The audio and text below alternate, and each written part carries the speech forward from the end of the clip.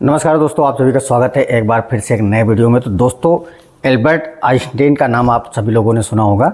उन्होंने एक बात कही थी, अगर चक्रवृद्धि ब्याज को जो समझता है वो उससे कमाता है और जो नहीं समझता है वो उसमें भरता है। इसका मतलब क्या है, आज हम आपको समझाने वाले हैं। तो मतलब समझाने से पहले आप सभी से रिक्वेस्ट है, चैनल पर नए हैं चैनल को सब्सक्राइब कर लीजिए और बेल आइकन को प्रेस करके ऑल का नोटिफिकेशन वाला बटन ज़रूर दबा दीजिए, जिससे हमारी हर वीडियो आप तक सबसे पहले पहुंचे।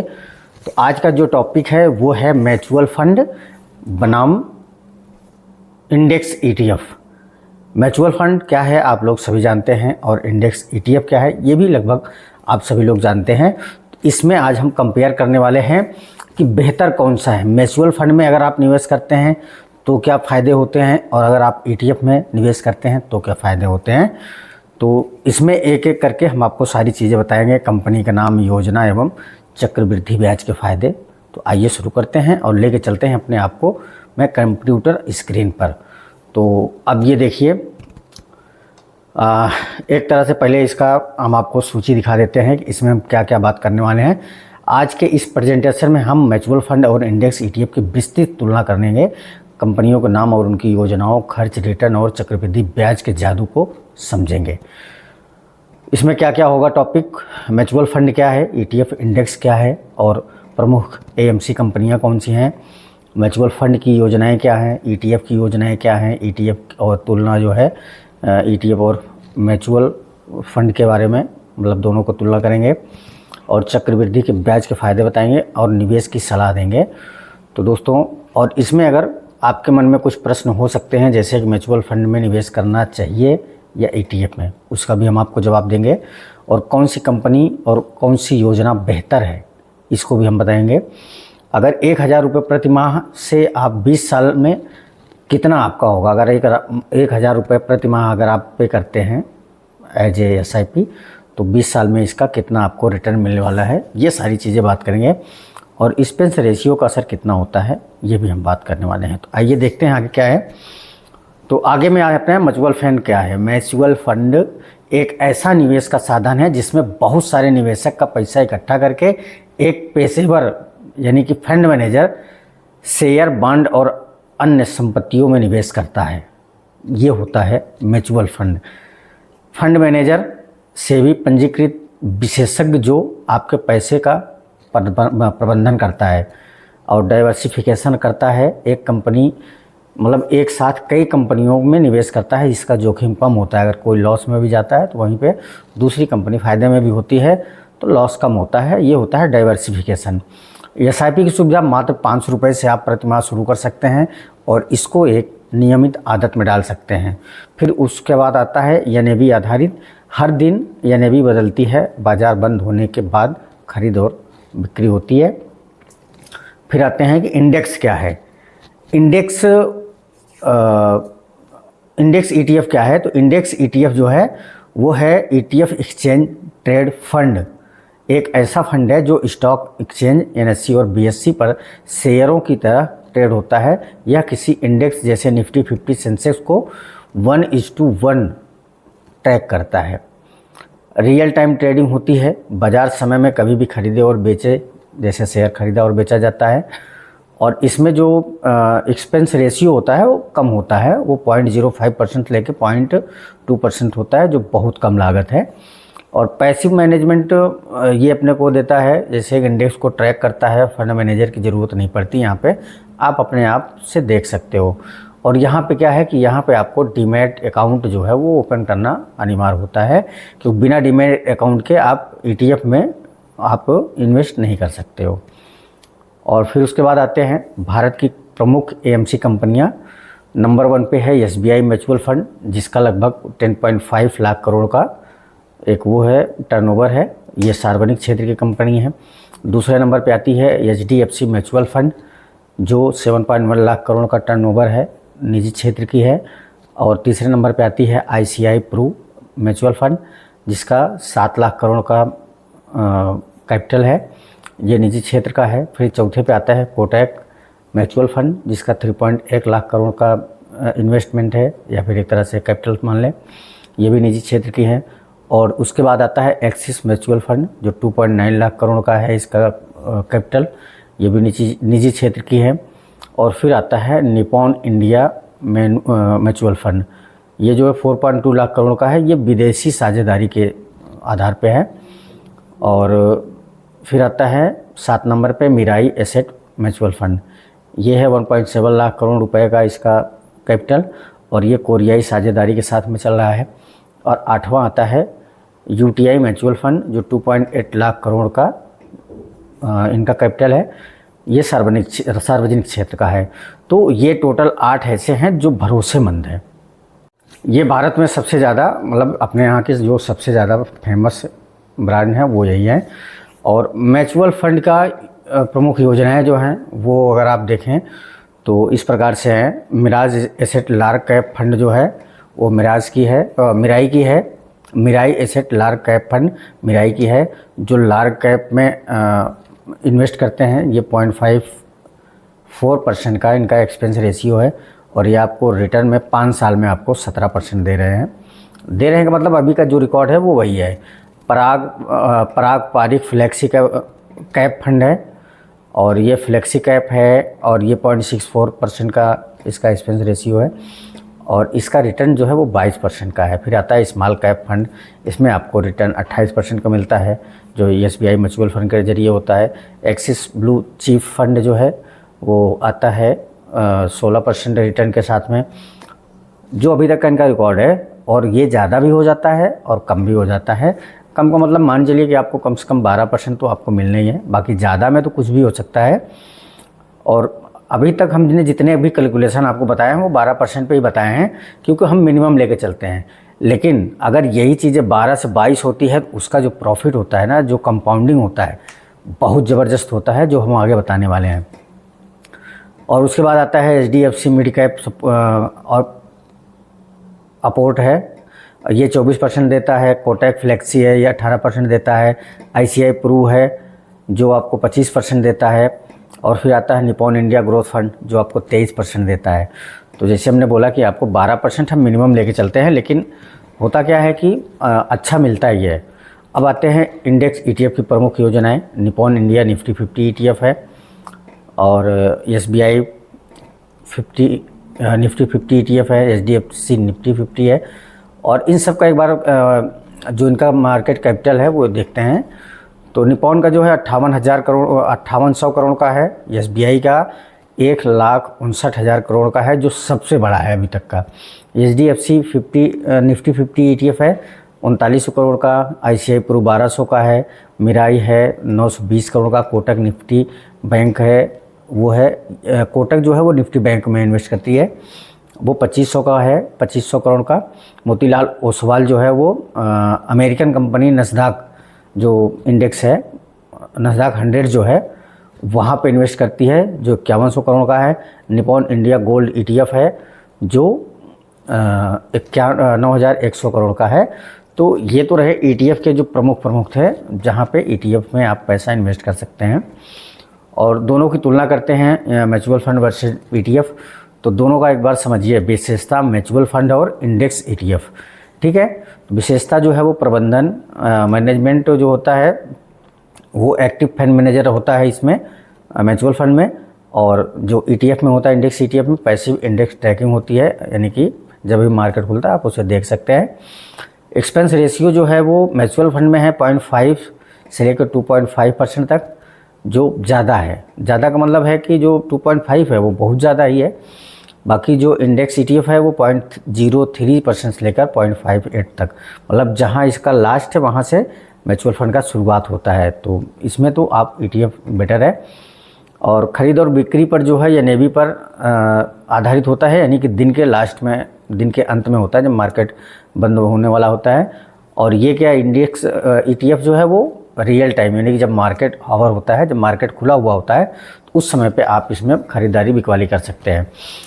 और डीमैट अकाउंट की ज़रूरत कहाँ पड़ती है? डीमैट अकाउंट की ज़रूरत आपको म्यूचुअल फंड में नहीं पड़ती है और आपको ETF में पड़ती है, क्योंकि वहाँ पे आपको डीमैट अकाउंट के ज़रिए ही आप खरीद और बेच सकते हैं। मिनिमम निवेश जो है वो 500 रुपये है एज ए SIP के तहत म्यूचुअल फंड में, और ETF में आप 200 से लेकर 600 रुपये तक कुछ भी आप यूनिट के हिसाब से कर सकते हैं। 1 यूनिट लेते हैं, जितना उसका प्राइस होता है उतना आपको पे करना होता है।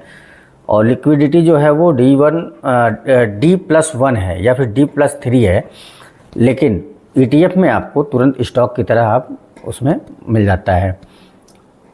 ये SIP सुविधा जो है वो म्यूचुअल फंड में आसान है, क्यों कभी भी कर सकते हो। और इंडेक्स में सीमित है। सीमित का मतलब जब तक मार्केट ओपन है तभी तक आप उसमें ख़रीदारी बिकवाली कर सकते हो, उसके बाद नहीं कर सकते हो। म्यूचुअल फंड में आप महीने के किसी भी दिन किसी भी टाइम कर सकते हो, वो हमेशा ओपन रहता है, क्योंकि वो पैसा हम किसी एक फंड मैनेजर को देते हैं, फिर वो हमारा पैसा कहीं इन्वेस्ट करता है।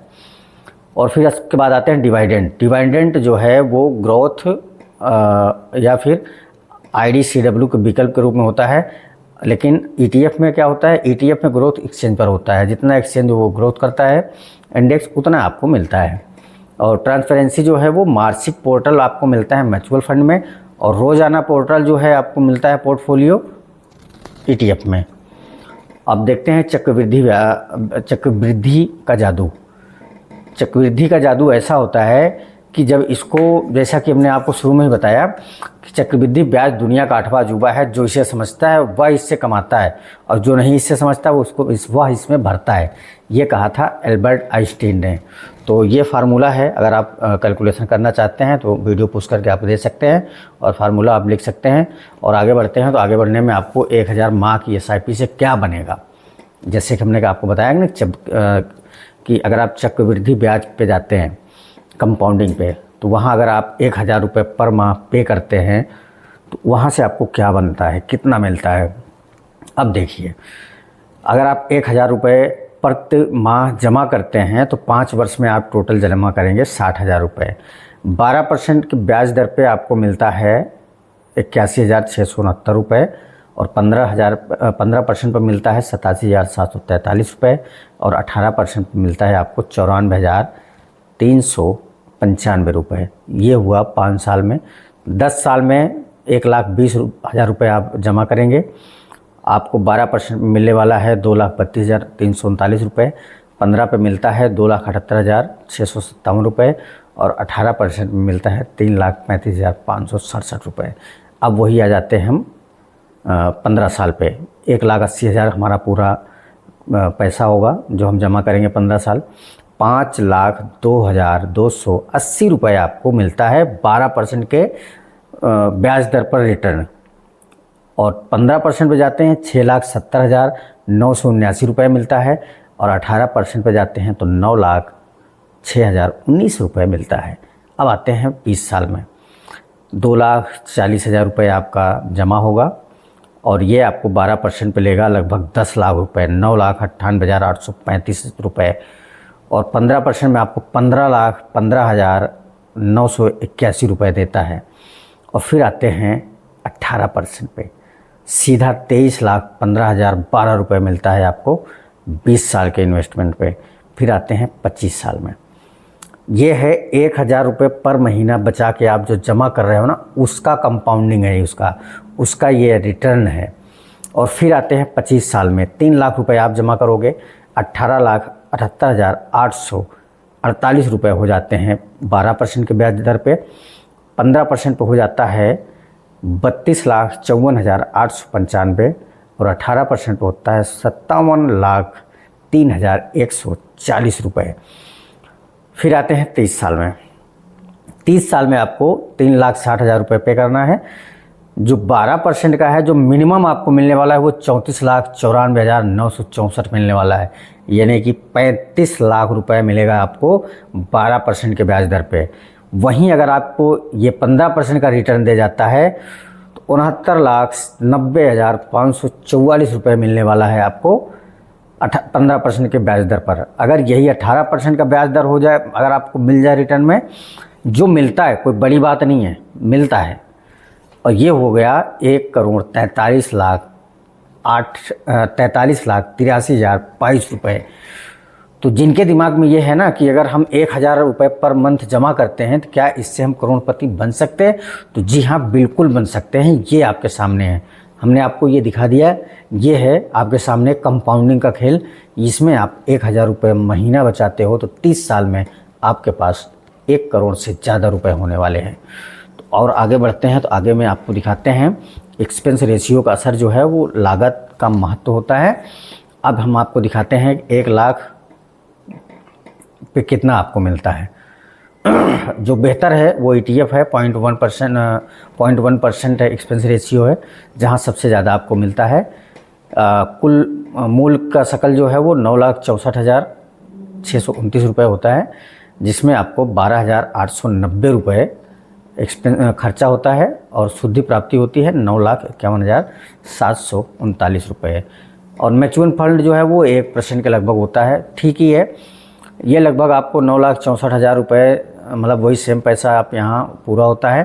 तो यहाँ जो कटता है ना वो थोड़ा सा ज़्यादा कटता है, वो कट जाता है आपका 1,74,494 रुपये, और टोटल आपको जो मिलेगा वो मिलेगा 7,90,135 रुपये। और महंगा म्यूचुअल फंड जो है, जो लगभग 2.5% का एक्सपेंस रेशियो है, वहाँ पे आपको डिडक्शन ज़्यादा होता है, मिलता थोड़ा सा कम है। अगर आप 9,64,629 रुपये पे करते हैं तो जो टोटल खर्चा डिडक्ट होगा ना आपको मैच्योरिटी पे, वो 3,91,553 रुपये है, और शुद्ध प्राप्ति आपको 5,73,076 रुपये मिलेगा। तो ये चीज़ हमेशा एक ध्यान दीजिए कि जो एक्सपेंस रेशियो है, आप जो पैसा इन्वेस्ट कर रहे हैं ना, तो उसका एक्सपेंस रेशियो भी ज़रूर देखिए। एक्सपेंस रेशियो ETF में तो बहुत कम है, मतलब 0.03 से लेके 0.58 तक ही है मैक्सिमम, जो ऑल ओवर ओके है।